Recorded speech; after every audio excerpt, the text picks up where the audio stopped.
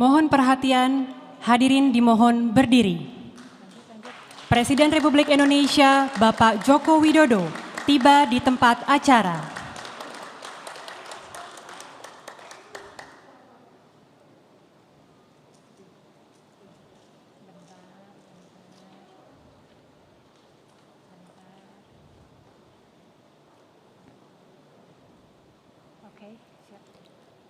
Lagu Kebangsaan Indonesia Raya.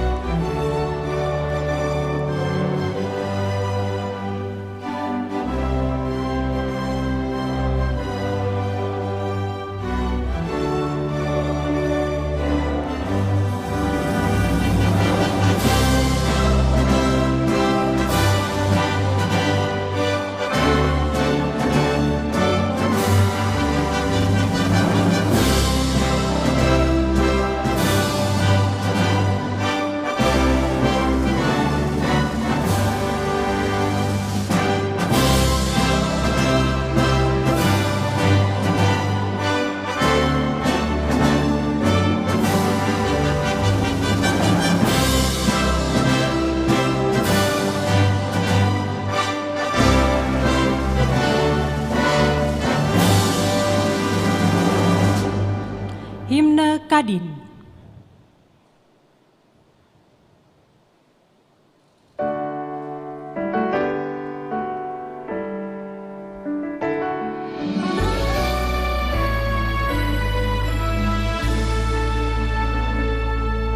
Sepanjang Zamrud Khatulistiwa, tanah air Indonesia tercinta. Kadin padukan cipta, karsa dan karya, untuk kebanggaan bersama, mahakarya bakti Ibu Pertiwi. Kadin berjiwa takwa, jujur setia.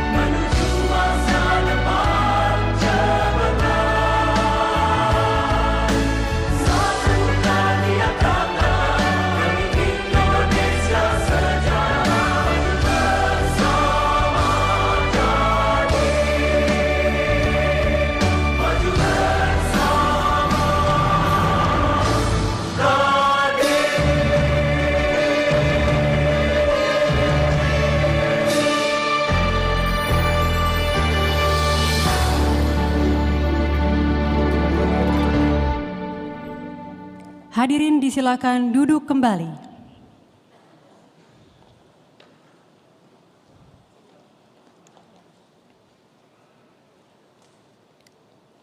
Assalamualaikum warahmatullahi wabarakatuh. Salam sejahtera untuk kita semua. Selamat pagi para tamu undangan yang telah hadir pada acara pengarahan Presiden Republik Indonesia kepada Kadin Indonesia dan Kadin Provinsi Ekonomi Kuat, Rakyat Sejahtera. Yang terhormat Presiden Republik Indonesia, Bapak Joko Widodo. Yang kami hormati para Menteri Kabinet Indonesia Maju, Ketua Umum Kadin Indonesia, Bapak Arsyad Rashid, seluruh Ketua Kadin Provinsi, dan tamu undangan lainnya. Para hadirin yang berbahagia, mengawali acara, kita dengarkan laporan Ketua Umum Kadin Indonesia, Bapak Arsyad Rashid.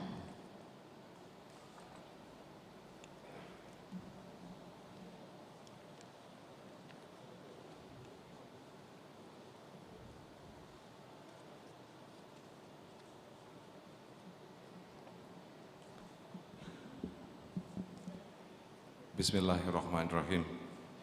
Yang kami hormati Bapak Insinyur Haji Joko Widodo, Presiden Republik Indonesia. Yang kami hormati Bapak Profesor Dr. Pratikno, Menteri Sekretariat Negara. Yang kami hormati Bapak Basuki Hadi Mulyono, Menteri PUPR. Yang kami hormati para wakil Ketua Umum Koordinator, Wakil Ketua Umum, Kepala Badan Kadin Indonesia, dan khususnya para Ketua Umum daripada Kadin Provinsi dari seluruh Indonesia, Ibu dan Bapak hadirin yang berbahagia. Assalamualaikum warahmatullahi wabarakatuh.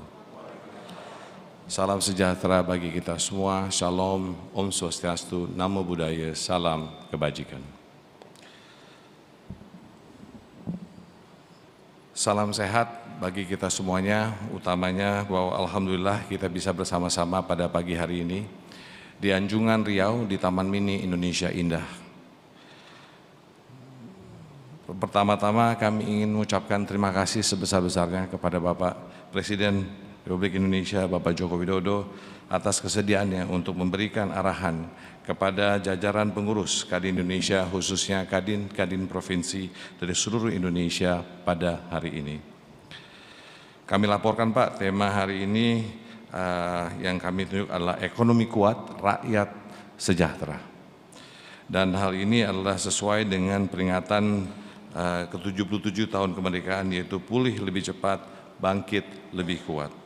Yang dimana adalah upaya kami bersama, kami melihat bagaimana kita menyongsong kepada tahun 2045. Dan disinilah pentingnya adalah kolaborasi antara pemerintah dan juga dunia usaha menjadi bagian yang tidak terpisahkan dalam mewujudkan tingkat kesejahteraan rakyat Indonesia yang lebih baik dan juga merata.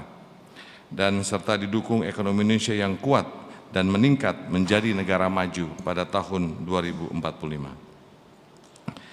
Bapak, pada hari ini kita semua berharap bahwa kondisi perekonomian Indonesia akan terus membaik dan resilient dalam menghadapi tantangan di masa depan. Meski perekonomian Indonesia telah membaik, namun masih banyak tantangan yang harus kita hadapi bersama, termasuk risiko resesi global dan inflasi energi dan juga pangan dikarenakan daripada perang Rusia dan Ukraina. Maka dengan demikian kami melihat bahwa tantangan kita bersama secara bangsa sangatlah berat, namun bersamaan bahwa kita bisa melewatinya bila mana kita berjunjung terhadap gotong royong dan persatuan kesatuan kita bersama. Bapak Ibu, pada bersama ini juga Bapak, bahwa Indonesia, kami percaya bahwa Indonesia bisa melewati hal ini bila mana kita bersama-sama bergotong royong menjaga keadaan ekonomi yang ada. Lebih lanjut lagi, pada tahun 2024 akan dihadapi oleh pesta demokrasi, Pak. Pada saat ini kami melihat momentum yang ada, yaitu bagaimana keadaan perdagangan dan juga investasi.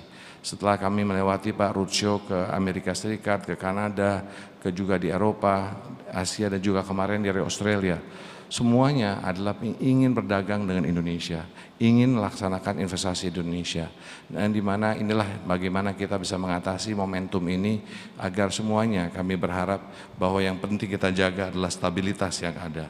Yang dimana kami mengharapkan bahwa semua ajang pemilu 2024 menjadi ajang untuk makin mempersatukan bangsa, agar semua pemimpin bangsa diharapkan untuk bersama-sama menjaga kestabilan daripada politik sebelum dan selama dan setelah pesta demokrasi. Karena memang kami merasa bahwa stabilitas adalah kunci daripada kita menjaga keadaan ke depan. Bapak Presiden yang kami hormati, kami berharap juga bahwa pada saat ini bagaimana Indonesia bisa melihat keadaan tantangan yang ada dengan yang namanya subsidi-subsidi yang berat bagi kita semua, dan ini kami sebagai usahawan Pak bisa merasainya bahwa inilah tantangan besar untuk negara ini. Namun kami siap di sini untuk membantu dan mendukung Pak program bagaimana seyogyanya kita bisa bersatu dan bersama-sama menangani masalah tersebut. Bapak Presiden yang kami hormati, dan juga Bapak Ibu sekalian, sebagai mitra strategis pemerintah Pak, sejak waktu itu kami sudah melakukan pertama mendukung proses transisi energi, yaitu dengan cara bagaimana kami melaksanakan namanya Net Zero Hub. Net Zero Hub ini kami lakukan untuk khususnya teman-teman UMKM agar teman-teman ini bisa mengatasi dan menyiapkan diri pada tahun 2060.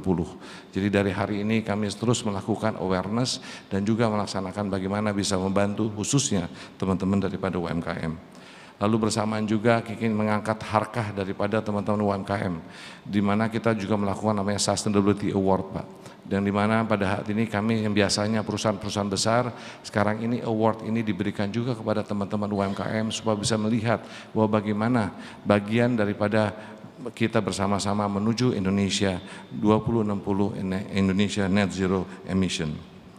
Dari sisi digitalisasi, kami juga Pak, kami laporkan bahwa Kadin Indonesia juga mencoba melalui banyak program, salah satunya adalah Kadin Wira Usaha, yaitu untuk bagaimana berupaya untuk menjadikan UMKM naik kelas guna menjadi bagian daripada rantai pasok global, yang dimana kami juga melink antara UMKM di Indonesia dan juga UMKM yang ada di luar negeri, lalu juga di antara provinsi dan juga di antara kabupaten.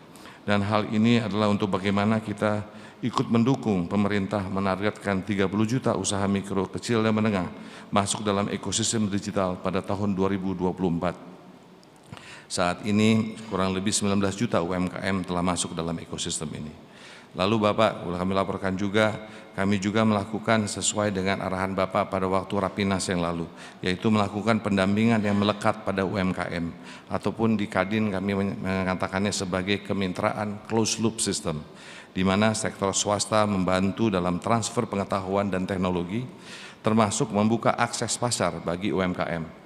Saat ini Kadin sedang menjajaki potensi kerjasama closed loop juga dengan stakeholders lainnya, contohnya dengan Purnawiran Angkatan Darat, dengan NU, dengan beberapa organisasi lainnya untuk meningkatkan kapabilitas daripada UMKM di Indonesia.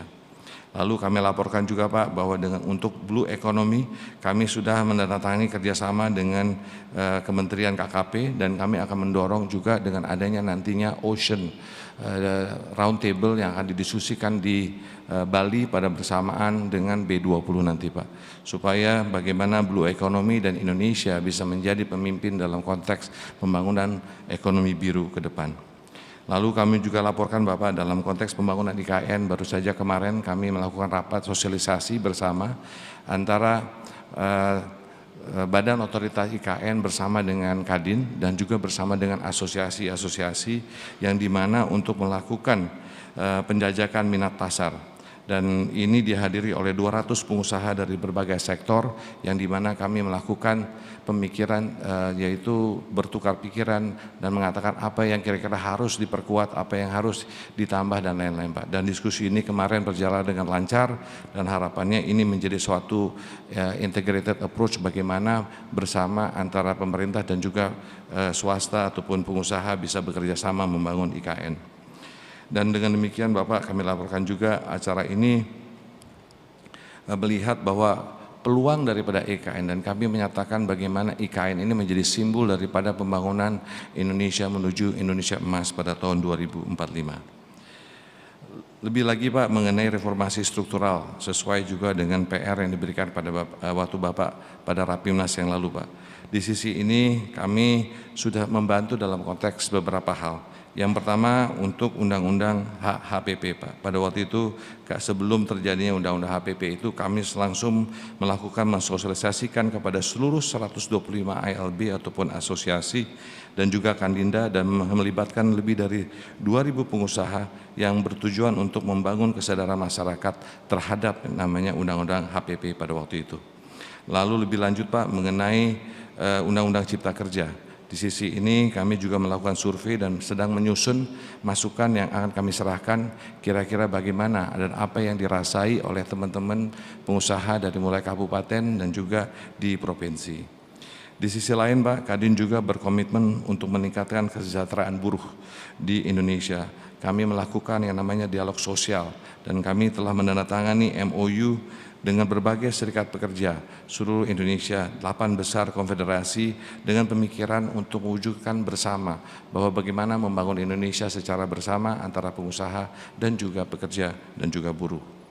Bapak Presiden yang kami hormati, kami juga izin melaporkan Pak bahwa pada tanggal 23 Juni tahun 2022 bertempat di Banten, Kadin Indonesia telah menyelenggarakan musyawarah nasional khusus ataupun Munasus yang dimana dalam rangka penyempurnaan terhadap anggaran dasar dan juga anggaran rumah tangga berdasarkan keputusan Presiden nomor 17 tahun 2010. Adanya Munasus pada tahun 2022 ini untuk bertujuan dan atas penyempurnaan ADRT Kadin yang dimana pertamanya adalah untuk penguatan internal organisasi Kadin untuk meningkatkan fungsi keseimbangan peran dan tanggung jawab dan juga untuk mengakomodasi perkembangan zaman Pak, khususnya di bidang teknologi informasi dan ekonomi sehingga Kadin dapat menjalankan fungsi dan perannya secara inovatif dan juga adaptif.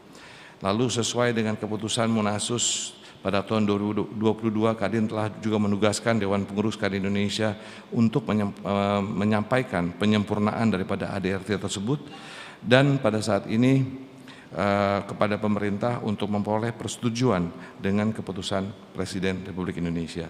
Kami telah menyerahkan hasil Munasus kepada pemerintah melalui Kepala Sekretariat Kepresidenan Bapak.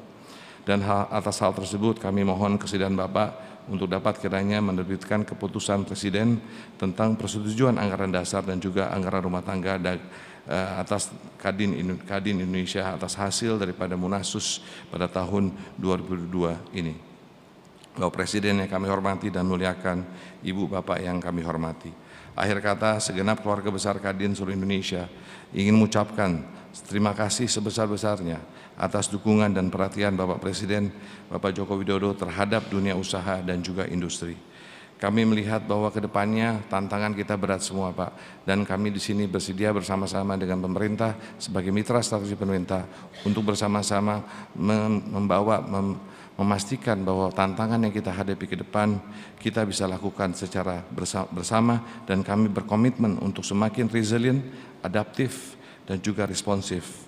Dan demikian kami berharap juga bahwa sebagai pengusaha Indonesia kami ingin mengakselerasi pertumbuhan ekonomi nasional untuk menuju Indonesia emas pada tahun 2045. Indonesia sejahtera dan pada saat seperti kami katakan ekonomi kuat, bangsa sejahtera Pak. Itu yang kami ingin utarakan dan kami ucapkan terima kasih sekali lagi Bapak. Terima kasih, salam sehat, salam optimis, salam sukses. Wassalamualaikum warahmatullahi wabarakatuh.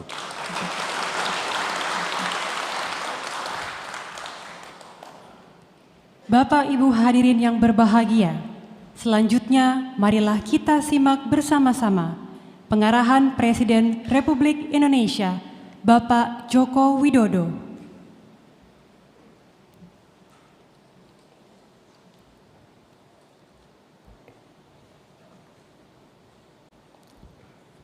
Bismillahirrahmanirrahim. Assalamualaikum warahmatullahi wabarakatuh. Selamat pagi, salam sejahtera bagi kita semuanya. Om Swastiastu, Namo Buddhaya, salam kebajikan. Yang saya hormati Pak Menseknek, Pak Menteri PU, yang saya hormati Ketua Kadin Indonesia beserta seluruh Wakil Ketua dan Pimpinan Kadin Pusat, serta yang saya hormati Ketua Umum Kadin Provinsi, beserta seluruh jajaran, Ibu dan Bapak sekalian yang tidak bisa saya sebutkan satu persatu, hadirin undangan yang berbahagia. Mungkin sudah berkali-kali ya saya sampaikan mengenai ketidakpastian ekonomi global, tetapi perlu saya ulang-ulang karena ini prosesnya belum selesai. Tidak semakin gampang, tetapi semakin rumit. Yang dulunya misalnya diperkirakan oleh lembaga-lembaga internasional 9 negara akan ambruk, tambah lagi 25 negara akan ambruk, tambah lagi 42 negara akan ambruk, terakhir 66 negara ekonomi akan ambruk. Dan satu persatu sudah mulai. Inilah yang kita hadapi sekarang ini. Sebuah keadaan dan situasi yang tidak mudah. Situasi yang sangat-sangat sulit.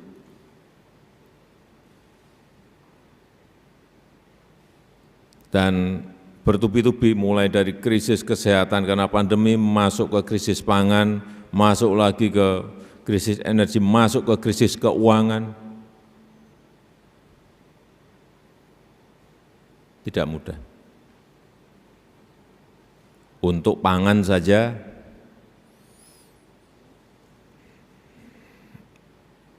sangat mengerikan. Saat saya ke Ukraina, kemudian ke Rusia, ketemu Presiden Zelensky, dan selama 1,5 jam saya berbicara dengan Presiden Putin, 2,5 jam saya berbicara. Saya melihat, saya sebetulnya ingin agar ada ruang dialog, tapi saya lihat di lapangan sulit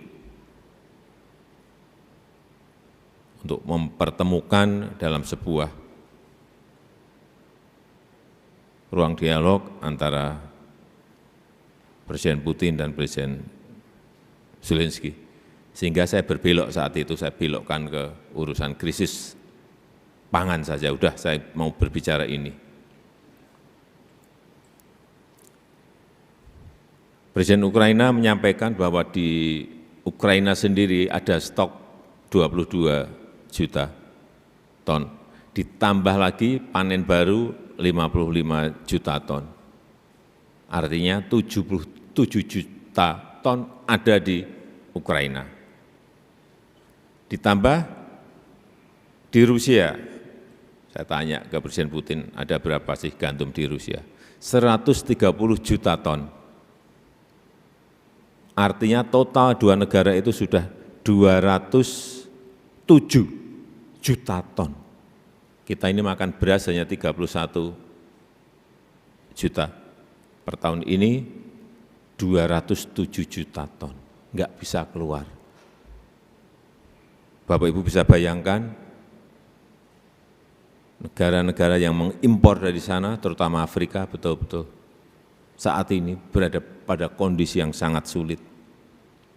Kalau kita lihat misalnya Food Price Index saat ada krisis pangan juga di 2008, itu 131,2 indeksnya. 2012 juga ada krisis pangan 132,4. Tapi sekarang ini indeksnya sudah berada di angka 140,9. Mengerikan.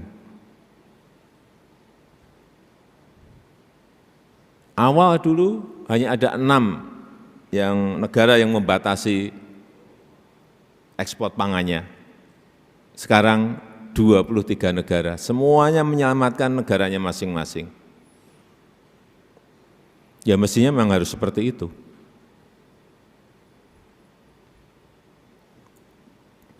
Oleh sebab itu patut kita syukuri bahwa 2 minggu yang lalu disampaikan kepada kita sebuah sertifikat dari International Rice Research Institute yang menyatakan bahwa ketahanan pangan kita baik dan swasembada beras kita sudah dimulai sejak 2019.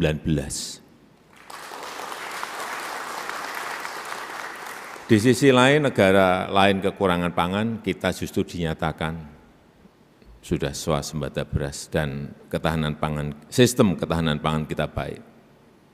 Hal-hal seperti ini yang nggak perlu kita harus waspada, ya, kita harus hati-hati, ya. Tapi jangan memunculkan sebuah pesimisme, ini yang saya sekali lagi selalu saya nggak mau. Tetap harus optimis, karena setiap kesulitan pasti ada peluang di situ, pasti. Dalam kondisi sesulit apapun, dalam situasi sesulit apapun, pasti ada peluang. Dan yang bisa menggunakan peluang itu adalah entrepreneur, wirausahawan, Bapak Ibu sekalian, enggak ada yang lain. Peluangnya apa? Ada krisis pangan, berarti peluangnya ya ada di pangan. Kalau jualan pangan itu paling cepat sekarang ini. Kemarin misalnya dari China minta beras 2,5 juta ton. Dari negara lain, Saudi misalnya sebulan minta 100.000 ton beras. Saat ini kita belum berani, udah kita stok dulu. Tapi begitu produksinya melompat karena Bapak Ibu terjun ke situ, bisa saja melimpah dan bisa kita ekspor dengan harga yang sangat visible, dengan harga yang sangat baik. Yang kedua, substitusi impor. Barang-barang yang kita impor, ya mau tidak mau dengan kondisi seperti ini harus kita hentikan. Supaya devisa kita tidak habis dipakai untuk membayar dolar-dolar kita, tidak habis dipakai untuk membayar impor. Yang masih impor apa? Gandum. 11 juta ton. Di Indonesia nggak bisa nanam gandum. Nggak bisa. Ya, campurannya gandum. Gandum bisa dicampur cassava. Gandum bisa dicampur sorghum. Gandum bisa dicampur sagu. Dan lain-lainnya. Artinya, saya mengajak Bapak Ibu sekalian, misalnya di NTT, ada Kadin NTT, tanam sorghum. NTT itu adalah tempatnya sorghum, sangat subur sekali dan visible. Dicoba aja lah, nggak usah ribuan hektar, coba dulu 10 hektar. Bener enggak sih? Ini Presiden ngomong ini bener enggak? Oh, hitung, kalkulasi, masuk, tanam sebanyak-banyaknya. Itu nanti dipakai untuk campuran gandum. Saya melihat kemarin di Waingapu, di NTT, yang air tidak ada di sana, tanahnya marginal, tetapi yang namanya sorghum tumbuh sangat subur. Dan lahan kalau mau cari berapa ribu hektar pun, ratusan ribu hektar pun di NTT itu banyak.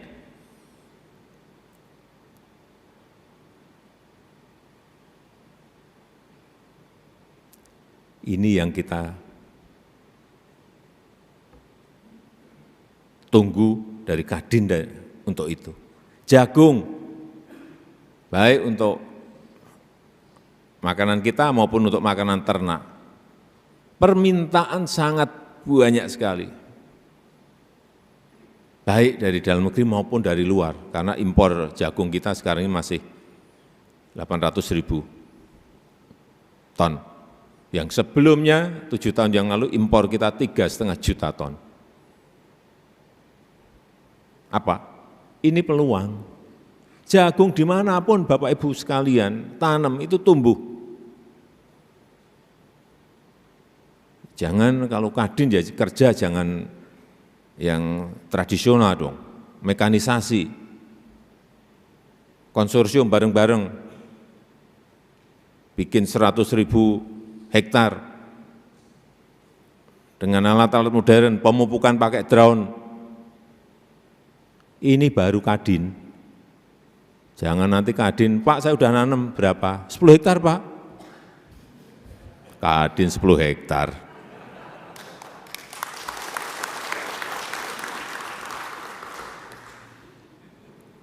Yang kedua, hilirisasi.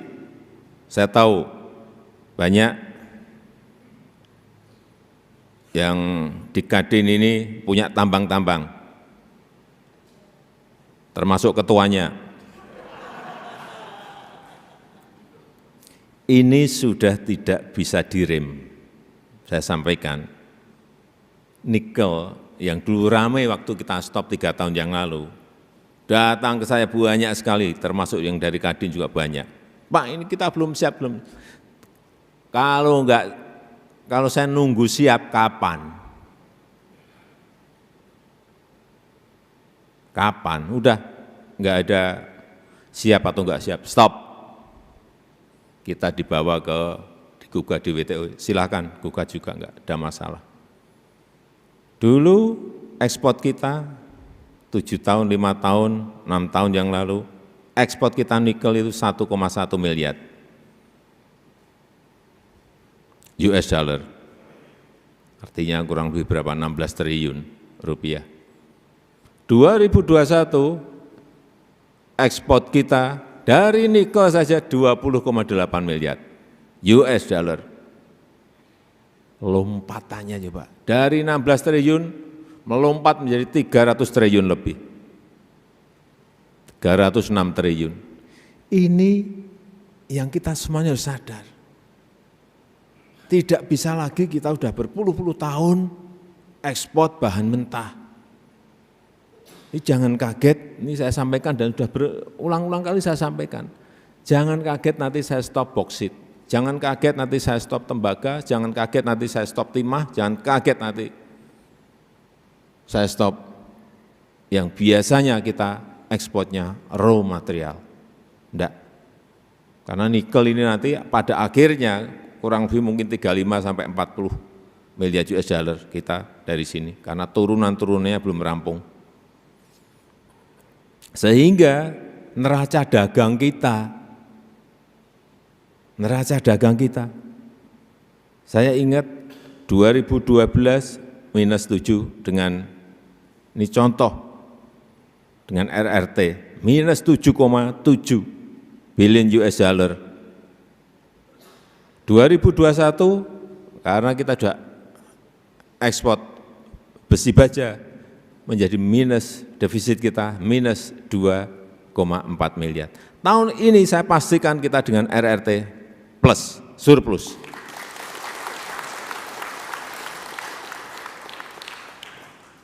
Ini tolong ditarik ke bahan-bahan mentah yang lainnya, jangan hanya nikel. Bapak Ibu kalau enggak siap, join, cari partner. Mudah sekali sekarang Indonesia ini, tanya Pak Ketua Kadin, berbondong-bondong harian itu. Yang orang datang ingin investasi, ya itu aja, entah dari Korea, entah dari Jepang, entah dari RRT, entah dari Eropa. Karena apa? Takut semuanya bahwa ekspor raw material kita akan kita hentikan.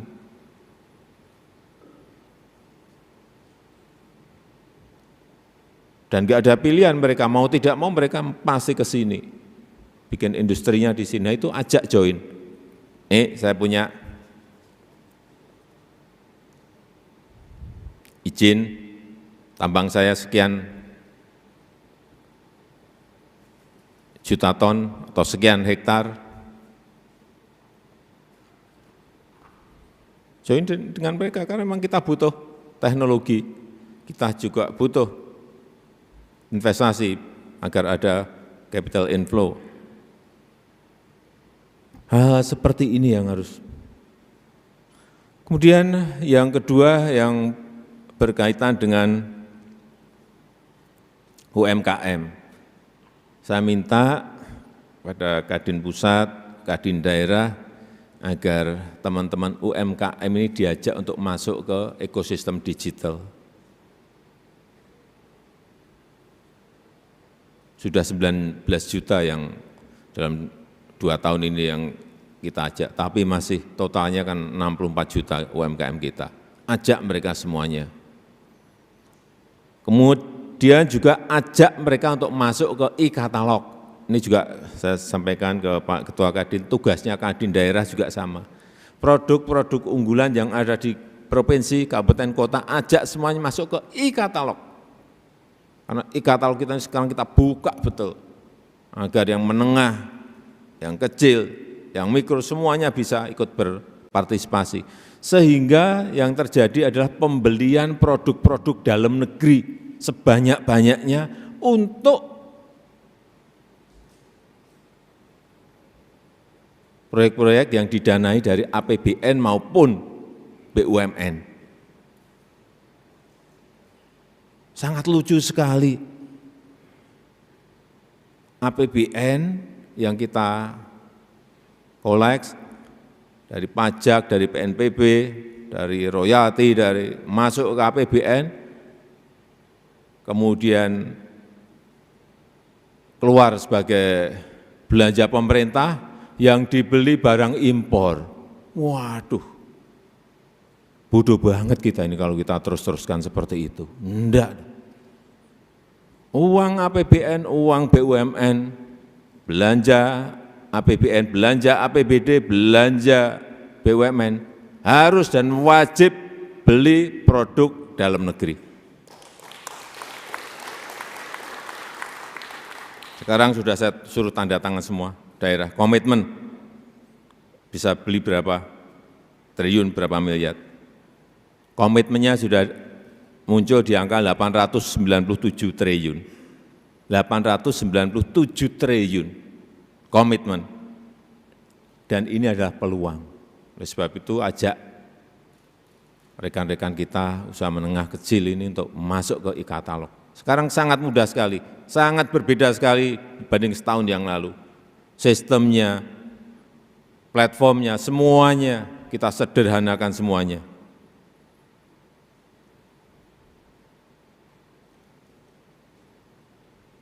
Ini akan bisa mendongkrak pertumbuhan ekonomi yang sudah kita miliki. Dan kita juga patut bersyukur bisa mengendalikan inflasi di angka 4,9, bisa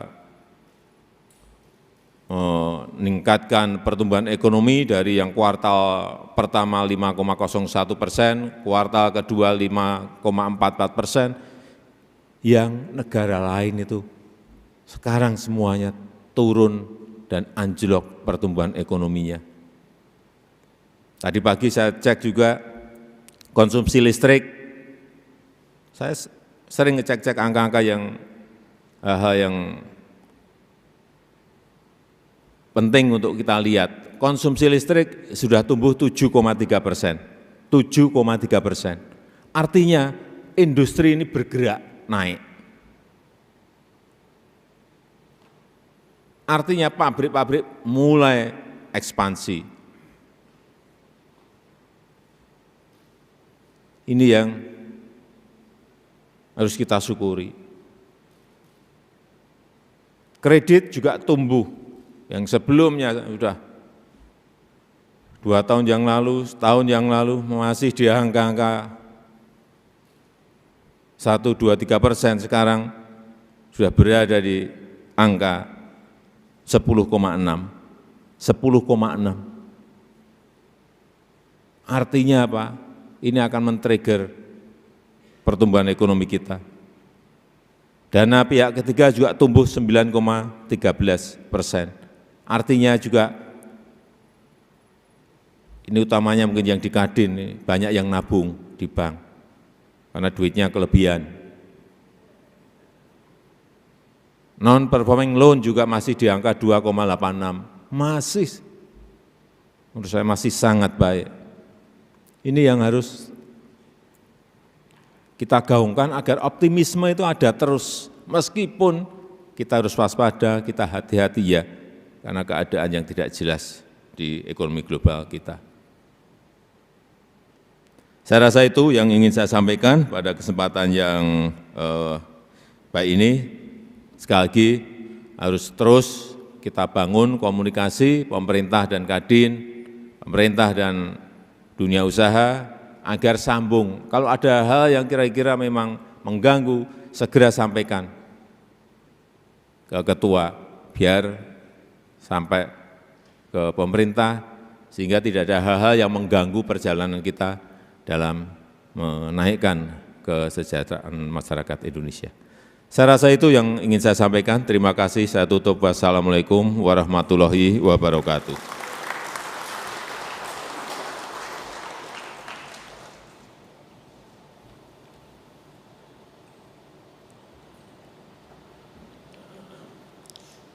Sebagai ungkapan rasa syukur kita pada pagi hari ini, marilah kita berdoa bersama yang akan dipimpin oleh Ustadz Erik Yusuf.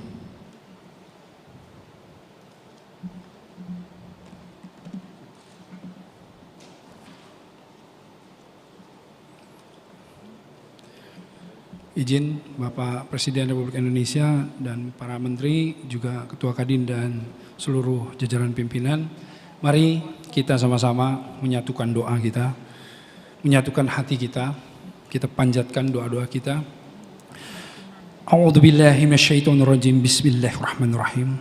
Allahumma sholli wa barik salim ala sayyidina Muhammadin wa ala alihi washabbihi wasallam. Ya Allah, ya Allah, subhana malikul kudusus salamul mu'minul muhaimin azizul jabbarul mutakabbir. Ya Allah, ya Allah, di hari yang baik ini ya Allah, bersama orang-orang yang baik ini ya Allah, di acara yang baik ini ya Allah, dengan menyebut nama-nama-Mu ya Allah, ijabahlah doa-doa kami ya Allah, ijabahlah ya Allah. Ya Allah, ya muqallibul qulub, thabit qulubana ala dinik ya Allah, thabit qulubana ala imanik ya Allah. Ya Allah, Engkaulah yang menguasai hati ya Allah, Engkaulah yang membolak-balikan hati ya Allah. Tetapkan hati kami dalam agama-Mu ya Allah. Ya Allah, tetapkan hati kami dicondongkan kepada kebaikan kepada-Mu ya Allah. Ya Allah, kuatkanlah hati yang masih lemah ini ya Allah. Yakinkan hati yang masih ragu-ragu ini ya Allah. Ya Allah, satukan hati kami ya Allah di dalam kasih sayang-Mu ya Allah. Ya Allah, ya Hayyu ya Qayyum birahmatika astaghits. Aslih lisani kullu takilni nafsi tarfatil hadi minan nas ya Allah. Ya Allah, Engkaulah yang menghidupkan kami ya Allah. Engkaulah yang mengurusi kami setiap detiknya ya Allah. Ya Allah, dengan rahmat-Mu kami memohon ya Allah. Kami memohon pertolongan-Mu ya Allah. Perbaiki kehidupan kami ya Allah. Perbaiki kehidupan keluarga kami, saudara-saudara kami ya Allah. Perbaiki kehidupan bangsa kami ini ya Allah. Ya Allah ya Rabb. Ya Allah, jauhkan kami dari bala bencana ya Allah, dari mara bahaya ya Allah. Keluarkan kami dari kesulitan-kesulitan yang ada ya Allah. Jauhkan kami dari kemaksiatan, dari kemudaratan ya Allah. Jauhkan kami dari keburukan sebagaimana Engkau menjauhkan barat dan timur ya Allah. Ya Allah ya Rabb, mudahkanlah ujian-ujian kami ya Allah. Ringankanlah, tuntunlah, bimbinglah ya Allah. Ampuni kami ya Allah. Jangan Kau hukum kami jika kami lupa, lalai atau bersalah ya Allah. Dan jangan Kau biarkan kami dengan ujian-ujian kami walau sekejap mata pun ya Allah. Ya Allah, bimbinglah kami selalu, bersamai kami ihdinas syiratal mustaqim, di jalan yang lurus ya Allah, jalan yang Kau ridho ya Allah. Ya Allah, khususan hari ini ya Allah, bukakan pintu langit-Mu ya Allah. Ya Allah, berikanlah kepada para pemimpin kami khususnya yang ada di sini ya Allah. Berikanlah keberkahan ya Allah. Berikanlah kepada mereka kekuatan ya Allah, agar supaya mereka bisa memberikan manfaat yang besar bagi seluruh masyarakat ya Allah. Ya Allah, berikanlah keselamatan, berikanlah rahmat untuk mereka ya Allah. Ya Allah, berikan pula kepada alim ulama, kepada para cendekia, agar supaya memberikan terus cahaya bagi masyarakat, memberikan kedamaian, memberikan ketenangan kepada kami semua ya Allah. Ya Allah, hiasi ya Allah, hiasi lisannya dengan doa-doa dan zikir-zikir ya Allah, yang akan membimbing negeri ini ya Allah di dalam keselamatan ya Allah. Ya Allah, khususnya bagi para pengusaha, ya Allah, di negeri ini ya Allah, berikanlah kepada mereka hati agnia yang dermawan ya Allah. Ya Allah, berikanlah kepada mereka kemampuan untuk selalu membersamai kami, masyarakatnya ya Allah. Dan ya Allah, berikan pula kepada umat, kepada masyarakat kami di negeri kami, bangsa kami ini ya Allah. Hiasi mereka dengan ketaatan ya Allah. Hiasi mereka dengan ketakwaan ya Allah. Hiasi lisan-lisannya dengan doa-doa ya Allah, agar supaya negeri ini menjadi negeri baldatun thayyibatun warabbun ghafur ya Allah. Ya Allah, ya Rabb, kami mohon ya Allah, turunkanlah pertolonganmu, berkah dan rahmah untuk negeri kami ini. Rabbana zalamna anfusana lan taghfir lana wa tarhamna lanakunanna minal khasirin. Rabbana taqabbal minna innaka antas samiul alim wa tub alaina innaka antat tawwabur rahim. Rabbana atina fid dunya hasanah wa fil akhirati hasanah wa qina adzabannar. Fi barakatil nas'alukal ijabah. Al-Fatihah. A'udzu billahi minasyaitonir rajim. Bismillahirrahmanirrahim. Alhamdulillahirabbil alamin arrahmanir rahim maliki yaumiddin. Iyyaka na'budu wa iyyaka nasta'in. Ihdinas siratal mustaqim siratal ladzina an'amta 'alaihim ghairil maghdubi 'alaihim waladdallin. Amin ya Allah. Amin ya rabbal alamin. Wassalamualaikum warahmatullahi wabarakatuh.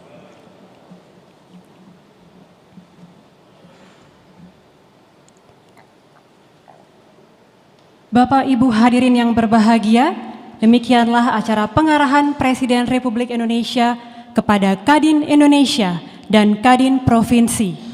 Selanjutnya Presiden Republik Indonesia dan rombongan terbatas berkenan menuju tempat penanaman pohon. Hadirin dimohon berdiri.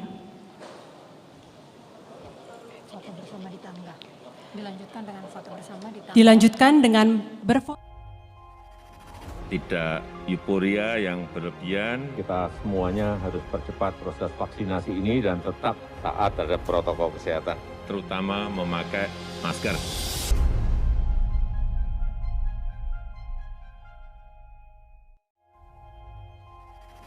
Tidak euforia yang berlebihan. Kita semuanya harus percepat proses vaksinasi ini dan tetap taat terhadap protokol kesehatan, terutama memakai masker.